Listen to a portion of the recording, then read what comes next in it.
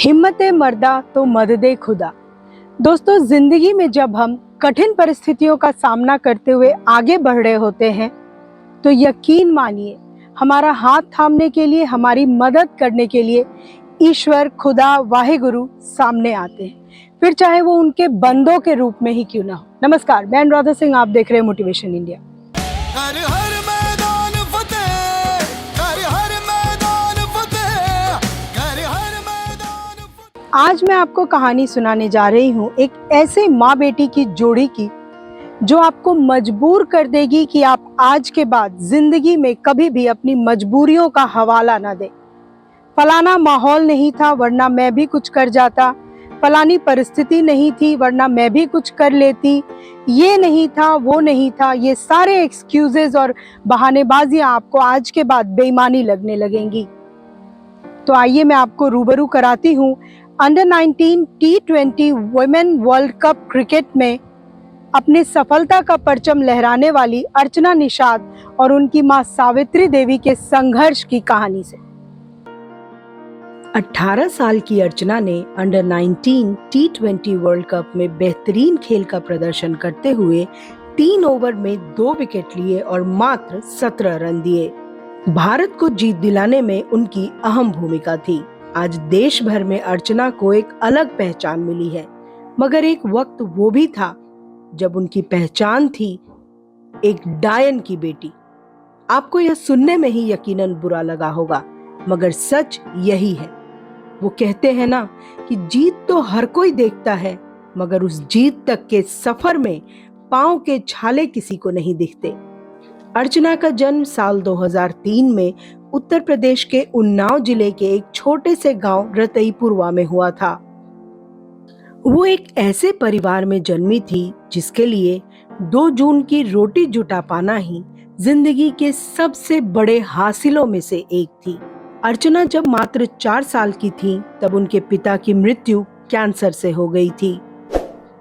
Cancer के बारे में कहा जाता है कि इसके इलाज में घर बार तक बिक जाता है, मतलब इसका इलाज बहुत ही महंगा है।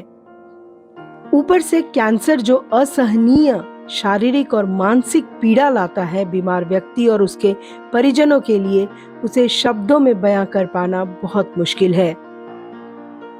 ऐसे में आप सोचें कि एक औरत के लिए कितना मुश्किल रहा होगा वह वक्त जब उसे अपने 3 छोटे बच्चों के साथ ही बीमार पति की देखभाल करनी पड़ती होगी, वह भी आर्थिक चुनौतियों से जूझते हुए। बेशक सामने पहाड़ सी चुनौतियां थीं, मगर सावित्री देवी के हौसले के आगे वो सभी धराशायी होते चले गए। पति के देहांत के बाद सावित्री देवी ने अर्चना को अपने गांव से 15 से 20 किलोमीटर दूर गंज मुरादाबाद के एक सरकारी कस्तूरबा गांधी आवासीय विद्यालय में पढ़ने के लिए भेजा। मगर वो गाना आपने सुना होगा, कुछ तो लोग कहेंगे, लोगों का काम है कहना। तो सावित्री देवी पर भी गांव के लोगों ने इल्जाम लगाया कि उन्होंने अपनी बेटी को पैसों के खातिर किसी को बेच दिया। मगर सावित्री देवी अपने दृढ़ संकल्प के साथ लोगों के तानों को अनसुना कर अपने बच्चों के बेहतर भविष्य के लिए आगे बढ़ती रही। साल 2017 में नियति ने सावित्री देवी से उनका एक बेटा छीन लिया। अर्चना के बड़े भाई बुद्धिमान की मृत्यु हो गई। हमारे देश के हर छोटे बड़े शहर की गलियों में क्रिकेट खिलाड़ी मिल जाएंगे आपको। बुद्धिमान भी बहुत अच्छी क्रिकेट खेलते थे। एक दिन क्रिकेट खेलते हुए उनकी बॉल झाड़ियों में चली गई। वो बॉल ढूंढने गए तो जहरीले सांप ने उन्हें डस लिया, जिससे उनकी मृत्यु हो गई। मगर वो जाते जाते अपनी मां को बोल गए कि वो अर्चना को जरूर क्रिकेट में आगे बढ़ाएं। भाई की मौत के बाद अर्चना ने जी जान लगाकर खेलना शुरू कर दिया। उनके खेल के सफर में उनकी स्कूल की कोच पूनम गुप्ता और भारतीय क्रिकेटर कुलदीप यादव के कोच रह चुके कपिल पांडे का अहम योगदान है। ये दोनों ही लोग अर्चना व उनकी मां की जिंदगी में ईश्वर के आशीर्वाद सरीखे आए। आज अर्चना ने अपनी मेहनत से प्रसिद्धि पाकर सफलता की एक ऐसी कहानी लिखी है जो औरों के लिए भी प्रेरणादायक है।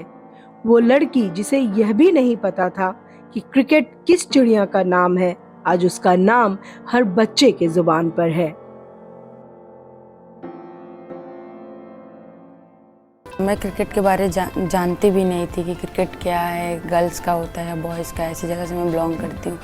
लेकिन फिर मैंने मुझे कितना भी कुछ भी हुआ, मैंने गेम नहीं छोड़ा कि मुझे खेलना है। तो सर बहुत ज़्यादा ही खुश हैं और हम गांव से निकले तो हमें देख के और भी लोग निकलेंगे उधर से। एक वक्त था जब अर्चना को डायन की बेटी कहा जाता था, उनके घर को डायन का घर कहा जाता था। और एक आज का वक्त है जब उनके उसी घर में लोगों का तांता लगा हुआ है, लोग बधाइयाँ देने पहुँच रहे हैं। तो आप ऐसे में सोचें कि अगर उस वक्त अर्चना की माँ लोगों के तानों से परेशान होकर, डर कर, सहम कर अपनी बेटी को आगे पढ़ने नहीं भेजती, तो क्या अर्चना आज राष्ट्रीय और अंतर्राष्ट्रीय फलक पर सफलता का परचम लहरा पाती? वो कहते हैं ना, सबसे बड़ा रोग क्या कहेंगे लोग। हमारे देश में ऐसे कई अभिभावक हैं जो अपने बच्चों के सपनों को, उनकी इच्छाओं को, उनके कुछ अलग करने की चाहत को सिर्फ इसलिए मार देते हैं क्योंकि उन्हें लगता है न जाने लोग क्या कहेंगे। ऐसे अभिभावकों के लिए, ऐसे लोगों के लिए अर्चना और उनके माँ के संघर्ष की कहानी किसी सीख से कम नहीं है दोस्तों। तो आज के लिए बस इतना ही।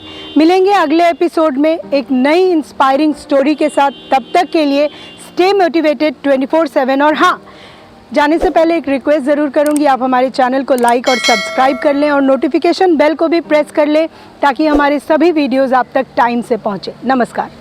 हर हर